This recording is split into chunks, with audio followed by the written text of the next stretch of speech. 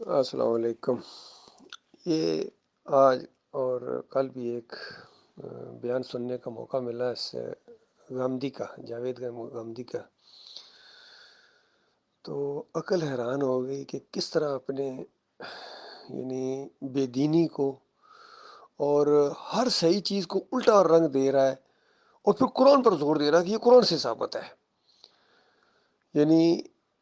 جو اوپر واقعہ پیش آیا ملا اعلیٰ میں ابلیس کا اور آدم علیہ السلام کا، پھر وہاں سے نیچے اتارے گئے، یہ سارا معاملہ قرآن میں جس انداز سے بیان ہوا ہے بالکل واضح ہے، لیکن یہ نہیں مان رہا، کہتا نہیں یہ سب کچھ زمین پر ہوا، یعنی آدم علیہ السلام زمین پر پیدا ہوئے، سب کچھ زمین میں ایک باغ تھا، وہی جو کرسچنز کا عقیدہ اسی کو پروموٹ کر رہا ہے اور زبردستی قرآن سے ثابت کرنے کی کوشش کر رہا ہے۔ واقعی اللہ تعالیٰ نے ان مریضوں کو جو ہے نا موقع ضرور دیا ہے، اور اسی سے یہ بہک گئے ہیں۔ پھر آج اس کا یہ بیان سنا جو معراج کے واقعے کو وہ خواب کا واقعہ ثابت کر رہا ہے کہ یہ خواب میں ہوا، یہ اوپر جانے جانے والا معاملہ نہیں ہے، اور زور دے رہا اپنی طرف سے اپنی دانست کے مطابق قرآن سے یہ چیز ثابت ہے جی۔ تو جس انداز سے وہ گفتگو کر رہا تھا نا، مجھے حنیف صاحب یاد آ گئے کہ حنیف صاحب بھی اپنے مشرکانہ عقیدے کو قرآن پر زور دے، بس جو قرآن میں آ گیا جی، بس جو قرآن میں آ گیا، تاثر ظاہری دینے کی کوشش کی گئی ہے۔ اللہ کے بندو، شیطان کے اس وار کو سمجھو جو غامدی پر ہوا اور جو محمد حنیف پر ہوا، اور غامدی بھی اس کو کڑی سے کڑی ملا کے ابن کثیر تک لے کے گیا ہے کہ معراج کا واقعہ جو ہے یہ اوپر نہیں بلکہ یہاں نیچے ہی سب کچھ ہوا ہے۔ ابن کثیر کا بھی حوالہ اس کی، اس سے پھر اپنا کہتا ہے میرے استاد کو وہ دیکھو، پتہ نہیں اس کا استاد میرے خیال میں امین حسن اصلاحی یا اس طرح کا کوئی اس کی طرف اشارہ کر رہا تھا یا کوئی اور تھا، اور پھر خود اپنی تفسیر کی طرف کہتا ہے البیان القرآن جو اس کی تفسیر ہے اس طرح کی، اس تفسیر میری تفسیر پڑھو۔ تو بالکل لفظ بلفظ یہ محمد حنیف کا سا انداز ہے۔ تو اب اور زیادہ ہمارا ہر معاملے میں یقین بڑھتا ہے کہ محمد حنیف کو کہاں سے غلطی لگی تھی۔ بالکل اسی طرح محمد حنیف کو غلطی لگی شیطان کا وار اس کے اوپر ہے، جس طرح غامدی کو غلطی لگی، اور پھر آگے غامدی کو سننے والے جتنے یہ تھے، چاہے رفعت نواب ہوں یا یہ زرار بٹ ہوں، اور ایک وہ علی سوجل کا مشتاق ہے وہ ہوں، یا یہ راول پنڈی کے جو ایک نوجوان میرے ذہن سے ان کا نام نکل گیا،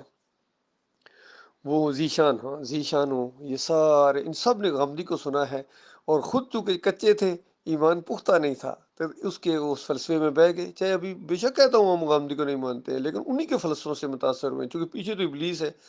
جو غامدی کا استاد ابلیس ہے، انہی کا بھی وہی ابلیس ہے، ڈوریاں وہ ہلاتا ہے۔ چاہے غامدی کو یعنی گمراہ جس طرح کیا اس نے، اور ان لوگوں کو بھی اسی طریقے سے گمراہ کیا، چاہے یہ غامدی کو سنے یا نہ سنے، چونکہ وار شیطان کا ہوا ہے، پیچھے ڈوریاں لانے والا وہی ہینڈلر ہے۔ تو محمد حنیف کو بھی اسی طریقے سے غلطی لگی۔ یہ سارے معاملات ہوئے اللہ کے بندوں۔ واقعی مسئلہ یہ ہے کہ صرف امتحان عقائد اور ایمان کا صرف امتحان اس انداز سے نہیں، بلکہ امتحان یہ ہے کہ پختہ کتنے ہو، اپنے تم عقائد میں پختہ کتنے ہو۔ جب تم اپنے عقیدے میں پختہ ہوں گے تب ان مجرموں کو پکڑو گے، اور جب خود ہی پختہ نہیں ہوں گے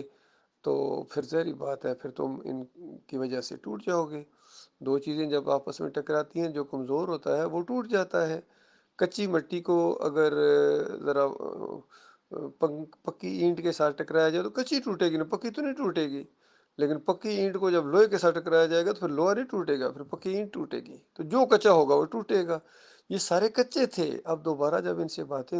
ہوتی ہیں، عقل حیران ہے کہ کس طرح آگے سے یہ باتیں کرتے ہیں۔ زرار but who, Rifat Nawab who, doctor عبداللہ عمر ہو، منور سلطان ہو، قاری خلیل الرحمن ہو، جب بھی ان سے باتیں کی جاتی ہیں ایمان عقیدے کے حوالے سے، بالکل پتہ چلتا ہے کہ یہ اسی طرح کا انداز ہے جس طرح بریلویوں کا ہے، دیوبندیوں کا ہے، اہل حدیثوں کا ہے، غامدی کا ہے، منکرین حدیث کا ہے، وہی انداز ان کا ہے۔ بہرحال ایسے موقع کے اوپر دل کی گہرائی سے اللہ کے لیے شکر گزاری نکلتی ہے۔ مالک تیرا لاکھ لاکھ شکر ہے، تو ہمیں نہ بچاتا ہم نہیں بچ سکتے تھے۔ بڑا شدید وار ہے۔ ڈاکٹر عثمانی رحمۃ اللہ علیہ نے صحیح کہا کہ یہ ٹھگ ہے، بڑا یہ ابلیس بڑا ٹھگ ہے، جب تک پوری طرح چوکنے نہیں ہوں گے تم اس کا مقابلہ نہیں کر سکو گے۔